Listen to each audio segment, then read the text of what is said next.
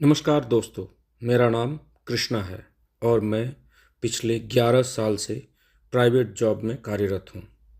यानी I am working from last 11 years in private job. आज मैं एक टॉपिक लेकर आया हूँ जो हमारे आज की रेडियो सीरीज़ का हिस्सा है। आज हम बात करेंगे पर्सनल प्लानिंग ऑन फाइनेंस, यानी सरल भाषा में पर्सनल फाइनेंशियल प्लानिंग कहते हैं। हम ये सब्जेक्ट आज चुनकर क्यों लेकर आए हैं और इसके पीछे का क्या कारण है, उसकी छोटी सी कहानी है कि कुछ नए दोस्तों की अभी अभी जॉब लगी है और जब मैं उनसे बात करता हूँ कि अपनी सैलरी से क्या करने वाले हो, नया सैलरी आने वाला है, इससे कैसे तुम प्लान कर रहे हो, तो उनसे बातों बातों में मुझे अंदाज़ा लगा कि फाइनेंशियल प्लानिंग के ऊपर छोटा सा एक रेडियो सीरीज़ मुझे शुरू करनी चाहिए, जिससे कि मेरे जिस भी दोस्त को नई नई जॉब मिली है और आने वाले जो मेरे भाई और दोस्त हैं जिनको जॉब लग सकती है, उन्हें अपने फाइनेंशियल प्लानिंग में मदद मिले। तो आइए शुरू करते हैं हमारे फाइनेंशियल प्लानिंग की कुछ टॉपिक्स को। आज हम बात करने वाले हैं 2026 के फाइनेंशियल रियलिटीज़ के बारे में। हम सब जनरल इन्फ्लेशन यानी महंगाई, इन्फ्लेशन शब्द हमारे कानों में आता तो है बट दिमाग उसे भूल जाता है, जिसे हम ट्रैक नहीं करते हैं। अगर हम ट्रैक भी करते हैं तो सबसे बड़ा खतरा हमारी वेल्थ के लिए जनरल इन्फ्लेशन नहीं, यानी रोज़मर्रा की महंगाई नहीं, बल्कि मेडिकल इन्फ्लेशन है, यानी बीमारियों के इलाज में लगने वाली पैसे या इलाज के खर्च में बढ़ोतरी, यानी मेडिकल इन्फ्लेशन, मेडिकल महंगाई। आप देख सकते हैं कि इंडिया की मेडिकल इन्फ्लेशन अब 14% यानी 14% टच कर चुका है, जो एशिया में सबसे हाई है। इसका मतलब क्या है? अगर आपके पास आज 5 लाख का हेल्थ कवर है, जिसे हम मेडिक्लेम कहते हैं, तो आने वाले 5 साल में उसकी परचेसिंग पावर 30% कम हो जाएगी। यानी उसका जो फंड वैल्यू है, जो कवर वैल्यू है, वो 30% कम हो जाएगा, 30% कम हो जाएगा, क्योंकि 14% हर साल महंगाई मेडिकल खर्चे का बढ़ रहा है। जो खर्चा आज 1 लाख रुपए में जो इलाज हो रहा है, वो अगले साल 1,14,000 का हो जाता है। तो अगर उस तरह से आप गुणा भाग करें तो 5 लाख का आज का वर्तमान हेल्थ कवर अगले साल 30% कम हो जाएगा, यानी 1,50,000 रुपये सीधे सीधे कम हो जाएंगे और उसका आज के डेट का वैल्यू सिर्फ 3.5 लाख रह जाएगा। आजकल प्राइवेट हॉस्पिटल में ट्रांसप्लांट्स और रोबोटिक सर्जरीज का बिल आराम से 80 लाख तक चला जाता है। साथ ही हार्ट इश्यूज और डायबिटीज जैसी लाइफस्टाइल डिजीज़ अब 60% डेथ का कारण है। यानी आप रोज़मर्रा की ज़िंदगी में अगर कहीं सुनते होंगे कि किसी की डेथ हार्ट अटैक में हो गई, तो यह आज के डेट में आपके लिए कोई नई बात नहीं रह गई है। मैं अपनी बात करूं तो हमारे ऑफिस में एक हमारा बहुत ही क्लोज कलीग 36 साल की उम्र में हार्ट अटैक से मर जाता है, यानी उसकी मृत्यु हो जाती है। और वो हार्ट अटैक इतना सडन था कि उसे संभलने तक का मौका नहीं मिलता है। वो ऑफिस से घर जाता है और मैं अपने आप को करेक्ट करता हूँ, वो ऑफिस से घर जाने वाला होता है और बीच रास्ते में उसका हार्ट अटैक होता है और वो हॉस्पिटल पहुँचने तक में उसकी मृत्यु हो जाती है। ये बहुत दुखद है कि हमारे लाइफस्टाइल में ऐसे ऐसे चेंजेस आ गए हैं, जिसके कारण हमारा देश आज भारत नहीं, आज पूरे विश्व में हमारा देश एक डायबिटिक कैपिटल बन गया है और हार्ट अटैक से मरने वालों की संख्या दिन ब दिन बढ़ती जा रही है। बहुत लोग पूछते हैं, मेरे पास तो कंपनी का इंश्योरेंस है, मुझे क्या डर। 2026 के वॉलेटाइल मार्केट में जब आप देखते हैं कि इसकी जॉब चली गई, उसकी जॉब चली गई, सिर्फ कॉरपोरेट कवर पे डिपेंड रहना यानी डिपेंड रहना, निर्भर रहना एक बहुत बड़ा जोखिम है, बहुत बड़ा रिस्क है। जॉब गई तो कवर भी गया, और उस वक्त आपके दिमाग में जॉब का टेंशन रहेगा, हेल्थ इंश्योरेंस आपके लिए सेकेंडरी बन जाएगा।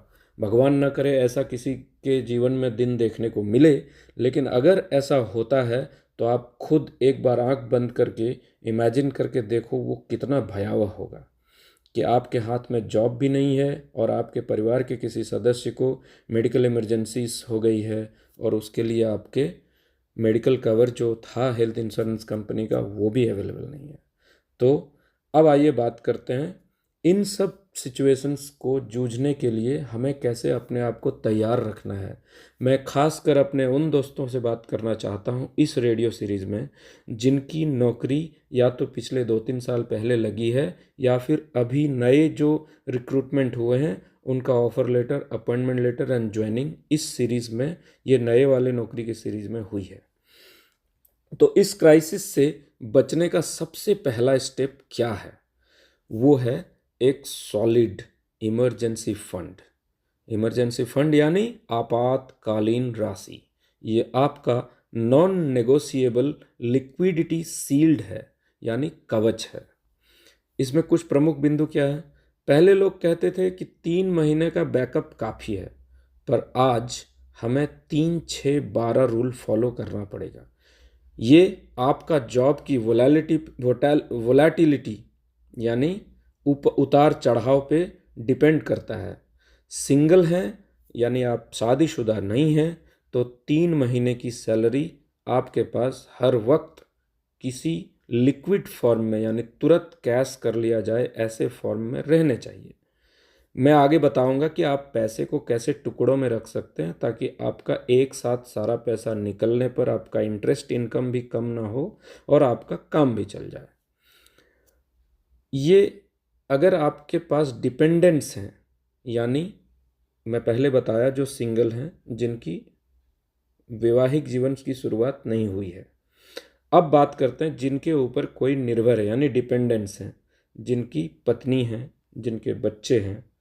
उनके लिए 6 महीने का कम से कम आपातकालीन फंड रहना चाहिए। 6 महीने का आज का जो आपका खर्चा है, 1 महीने का जो आज का खर्चा है उसको आप 6 से गुना करेंगे, यानी अगर आपका खर्चा 25,000 1 महीने का है तो आप उसे 6 से गुना करेंगे और तब बनता है ये राशि 1.5 लाख रुपए। तो 1.5 लाख रुपए की राशि को आप कहीं अलग से रखेंगे जो आपका इमरजेंसी फंड का काम करेगा। अगर आप बिजनेस या फ्रीलांस करते हैं तो कम से कम 12 महीने का खर्चा रिजर्व होना चाहिए।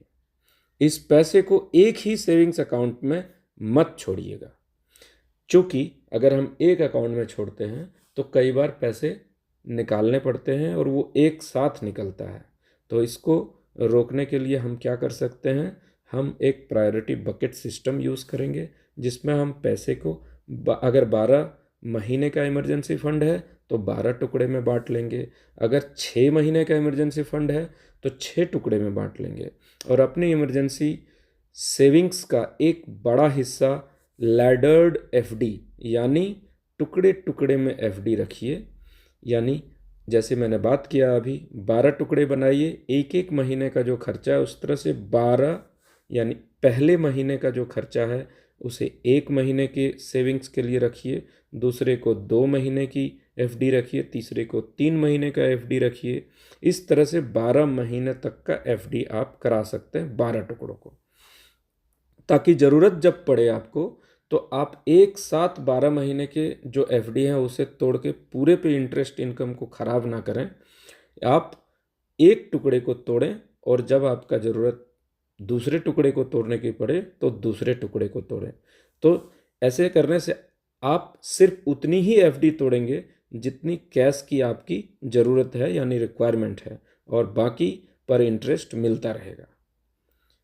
अब जब आपने अपने इमरजेंसी फंड को सिक्योर कर लिया है तो अब आप अपने निजी इनकम के सोर्स को सिक्योर करेंगे, यानी अपने जीवन में अगर आपके बिना यानी आप अगर नहीं रहते हैं या आपका इनकम नहीं रुक जाता है ऑल ऑफ सडन, तो आपके ऊपर जो निर्भर हैं यानी आपके परिवार के बाकी सदस्य को रोड पे ना आना पड़े या कहीं ठोकर ना खाना पड़े, उसे रोकने के लिए हमें इंश्योरेंस करनी पड़ती है। और वो सबसे अच्छा इंश्योरेंस होता है टर्म इंश्योरेंस। मैं फिर से दोहराता हूँ, टर्म इंश्योरेंस। हो सकता है कुछ लोगों के लिए ये टर्म नया हो, आई मीन ये नया शब्द हो, टर्म इंश्योरेंस। वैसे तो हम सोशल मीडिया के युग में हैं जहाँ काफ़ी चीज़ें लोगों के पास पहुँच चुकी हैं, पहुँच जाती हैं और बहुत तीव्र गति से पहुँचती हैं, बट फिर भी मैं ये टर्म इंश्योरेंस शब्द को वापस से दोहराता हूँ। ये एक बहुत ही अच्छा टूल है पर्सनल फाइनेंस प्लान का, जिसके तहत आप इमरजेंसी फंड के बाद सबसे ज़रूरी होता है रिस्क ट्रांसफ़र टूल, जो एक लाइफ इंश्योरेंस है, यानी आपके लाइफ का इंश्योरेंस। पर कौन सा इंश्योरेंस? तो मार्केट में ट्रेडिशनल एंडाउमेंट प्लान्स बहुत बिकते हैं, पर उनमें प्रॉब्लम क्या है? प्रीमियम बहुत हाई होता है और कवर बहुत कम, सिर्फ 5 से 10 लाख, और प्रीमियम बहुत ज़्यादा देना पड़ता है। बस एक फ़ायदा होता है कि आप जितना प्रीमियम देते हैं उस पे 6-8% का रिटर्न आपको सालाना तौर पे मिल जाता है कुछ सालों बाद। ये 2026 की इन्फ्लेशंस को बीट नहीं कर सकते, यानी महंगाई को हम हरा नहीं सकते 2026 के संदर्भ में। इसीलिए हमारी आज की स्ट्रेटेजी है कि by term, invest the rest. BTIR, by term invest the rest. सिर्फ एक दिन के चाय के खर्च लगभग 15 रुपये पर दिन में आप 1 करोड़ का कवर सिक्योर कर सकते हैं आपके उम्र के हिसाब से। ये 15 रुपये पर डे को ऊपर नीचे आपकी उम्र और आपके करंट लाइफस्टाइल के ऊपर निर्भर करता है। जो स्मोकर्स हैं उनका प्रीमियम थोड़ा ज़्यादा होता है, जो नॉन स्मोकर हैं उनका प्रीमियम थोड़ा कम रहता है।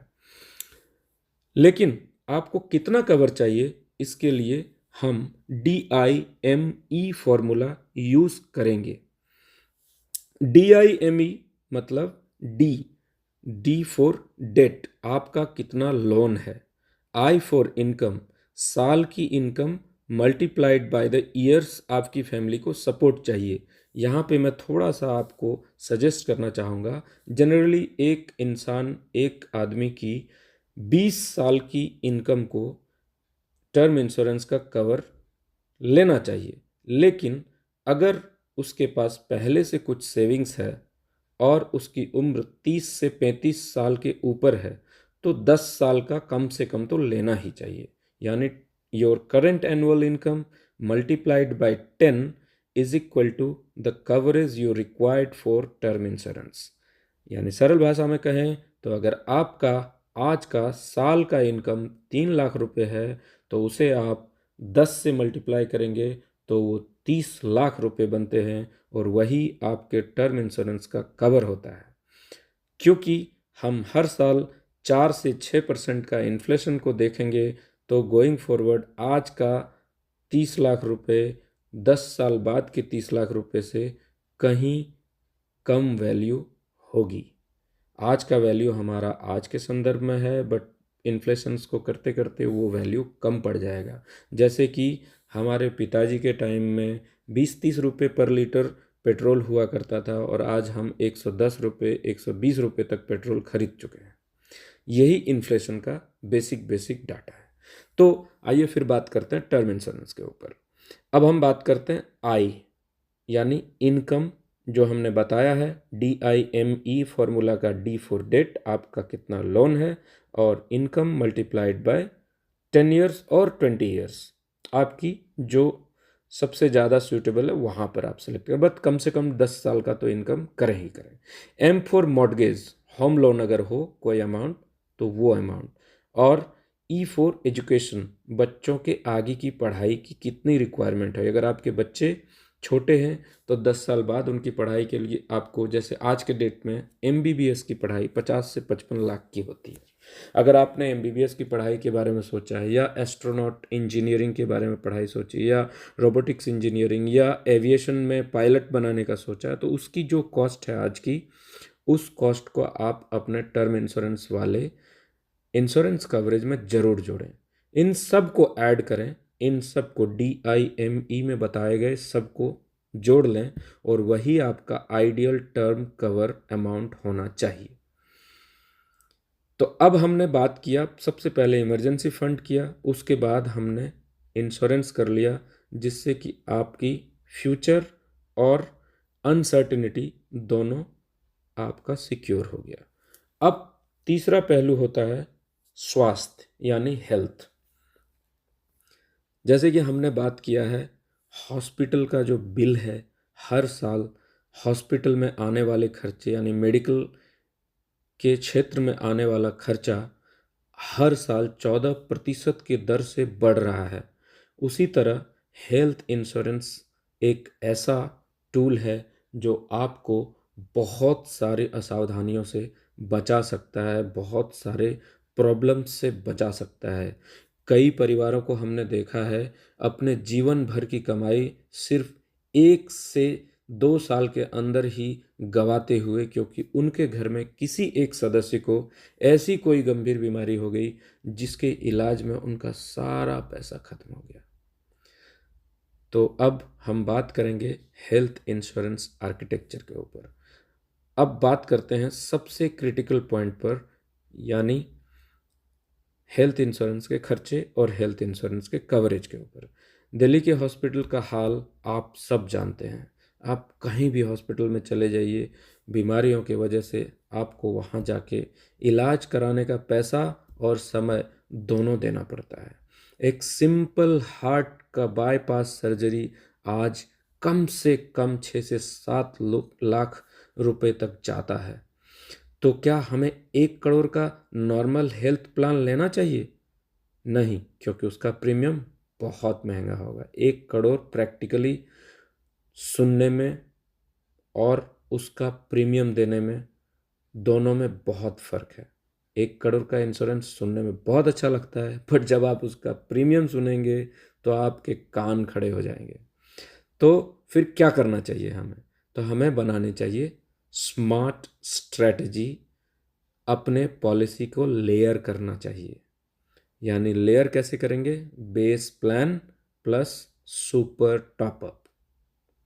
ये आप जब भी इंश्योरेंस करेंगे किसी भी वेबसाइट से, जैसे कि पॉलिसी बाजार हो या फिर इंश्योरेंस की और भी बहुत बहुत सारे एजेंट्स हैं, या कोई ऑनलाइन वेबसाइट है, आपको वहाँ पे base plan plus super top up की सुविधा वाले इंश्योरेंस को देखना है। अब नीचे एक 5 साल से 10 लाख का बेस प्लान रखिए, जो नॉर्मल फीवर या छोटी सर्जरीज कवर करेगा। ठीक है, मैं वापस दोहराता हूँ। एक 5 से 10 लाख का बेस प्लान रखिए जो नॉर्मल बीमारी या छोटी सर्जरीज को कवर करता हो। उसके ऊपर एक 90 लाख का सुपर टॉपअप लगा लीजिए। सुपर टॉपअप तभी एक्टिवेट होगा जब बेस प्लान का पैसा खत्म हो जाएगा। ये आप किसी भी इंश्योरेंस कंपनी के एजेंट या चैट बॉक्स में जाके उनसे चैट करेंगे तो आपको इस तरह की सुविधा वाली कई सारी प्लान वो बता देंगे। तो इस कॉम्बो से आपको आधे दाम में 1 करोड़ का आशीर्वाद प्राप्त हो जाएगा, यानी 1 करोड़ के कवरेज का आशीर्वाद प्राप्त हो जाएगा। अब आपके जीवन का बहुत सारा टेंशन को दूर करने वाला प्लान में कुछ बहुत इम्पोर्टेंट चीज़, यानी इमरजेंसी फंड, टर्म इंश्योरेंस और हेल्थ इंश्योरेंस, तीनों के बारे में हमने बात कर लिया। अब बात करते हैं कुछ ज़रूरी टिप्स की। जब भी पॉलिसी लें ध्यान रखें कि उसमें, जब हेल्थ इंश्योरेंस स्पेशली मैं बात कर रहा हूँ, उसमें नो रूम रेंट कैपिंग और रेस्टोरेशन बेनिफिट ज़रूर हो।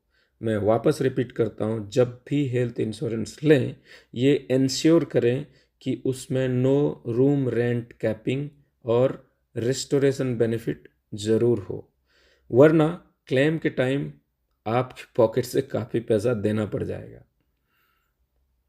अब लाइफ स्ट्रेच स्ट्रेटजी ट्रांजिशन के बारे में बात करते हैं।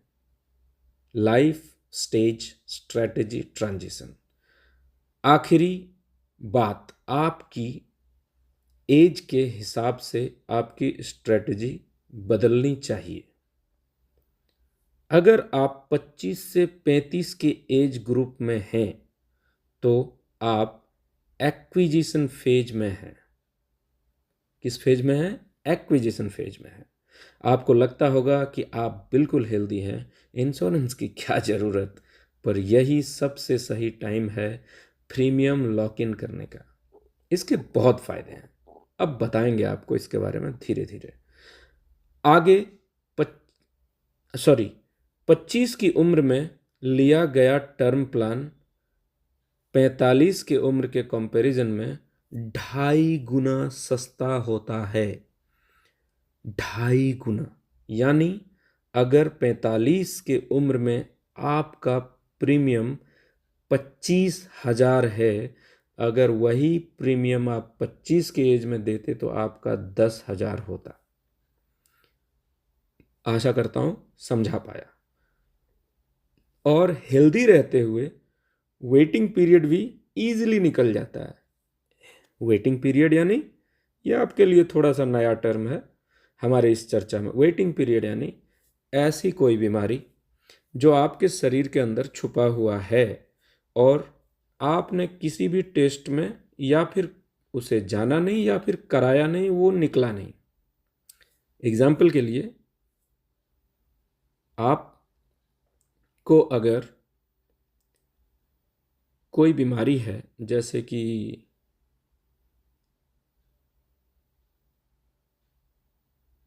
कोई अर्थराइटिस या डायबिटीज़, ऐसा कुछ है जो बाद में आता है या फिर आपने उसे उस समय आपको नहीं मिला, तो आपका जो वेटिंग पीरियड है, आप हेल्दी रहते हैं और 3 साल का जनरल वेटिंग पीरियड रहता है, तो उसके बाद सभी बीमारी का कवरेज हो जाता है। उसके बाद कोई कंपनी ये नहीं कह सकती है कि हम इस बीमारी का इलाज का खर्चा 2 साल बाद देंगे, अभी वेटिंग पीरियड है। ये चीज़ से आपको बचाता है अगर आप यंग एज में हेल्दी रहते रहते इंश्योरेंस ले लेते हैं तो। पर अगर आप 35 से 40 की एज में हैं तो अब आप लाइफस्टाइल रिस्क फेज में हैं। हाइपरटेंशन, स्ट्रेस इस एज ग्रुप में बढ़ जाता है। अगर आपने कवर नहीं बढ़ाया है तो 40 की एज टच करने से पहले और मेडिकल टेस्ट मैंडेटरी होने से पहले अपनी पॉलिसीज़ को अपग्रेड कर लीजिए। मैं वापस रिपीट करता हूँ, अगर आपकी उम्र 35 से 40 वाली एज ग्रुप के बीच में है तो अपने सभी इंश्योरेंस को रिव्यू कीजिए और जहाँ संभव हो उसे मेडिकल टेस्ट मैंडेटरी होने से पहले अपग्रेड कर लीजिए। बॉटम लाइन एक ही है, फाइनेंशियल प्लानिंग में डिले करना सबसे महंगी गलती होती है। यानी जितना आप देर करेंगे उतना ज़्यादा आपका सालाना प्रीमियम आएगा। और टर्म इंश्योरेंस में तो सबसे बड़ा फ़ायदा है कि आप जो प्रीमियम एक बार स्टार्ट करेंगे वही प्रीमियम आगे पूरे पॉलिसी टर्म के दौरान लॉक हो जाता है, ना कम होता है ना ज़्यादा होता है। तो टर्म इंश्योरेंस का ये फ़ायदा है। 2-4 लाख रुपए दे के पूरे करोड़ों रुपए तक, पूरी ज़िंदगी के लिए करोड़ रुपए का आपको सपोर्ट इंश्योरेंस कंपनी देती है, जो आपको एक सुकून भरी नींद दे सकती है। तो दोस्तों, मैं उम्मीद करता हूँ कि आज का ये जो हमारा रेडियो सीरीज़ का चर्चा था पर्सनल फाइनेंशियल प्लानिंग की, उसमें मैंने कुछ ज़रूरी चीज़ों को आपके संदर्भ लाने का जो मेरा प्रयास था वो लाने में सफल रहा।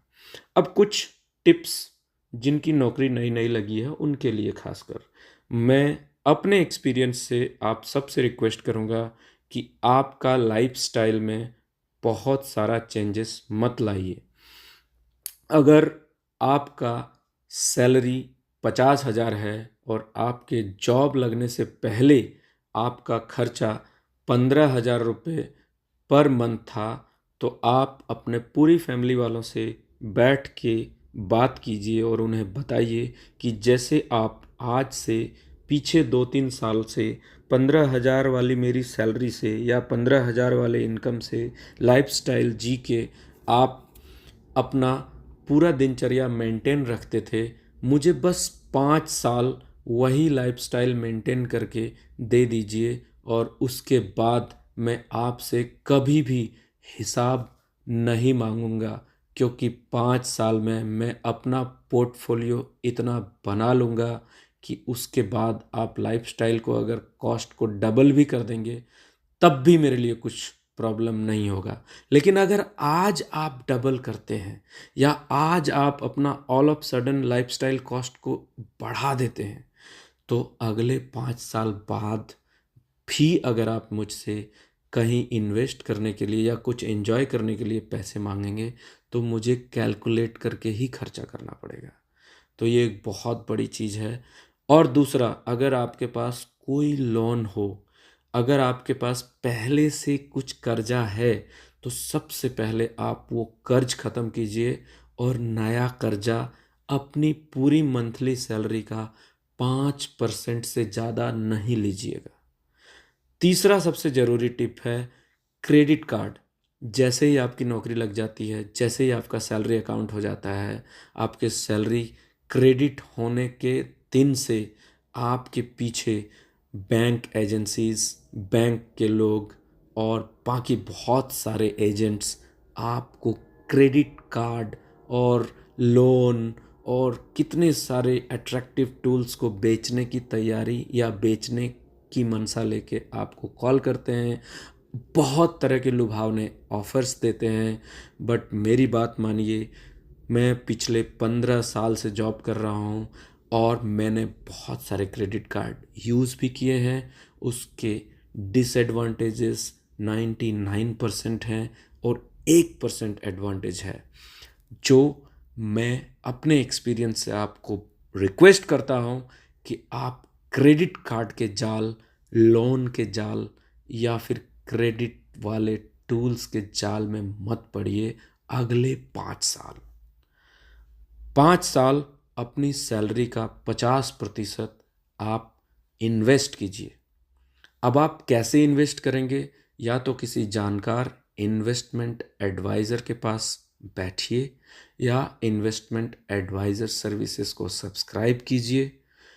बाकी अगर आप मुझसे जानना चाहते हैं कि आप कैसे अपनी सैलरी को रिस्क प्रोफाइलिंग कर सकते हैं, कैसे अपनी रिस्क प्रोफाइलिंग करके कितना परसेंटेज आपको इक्विटी में डालना चाहिए, इक्विटी में भी क्लासेस होते हैं।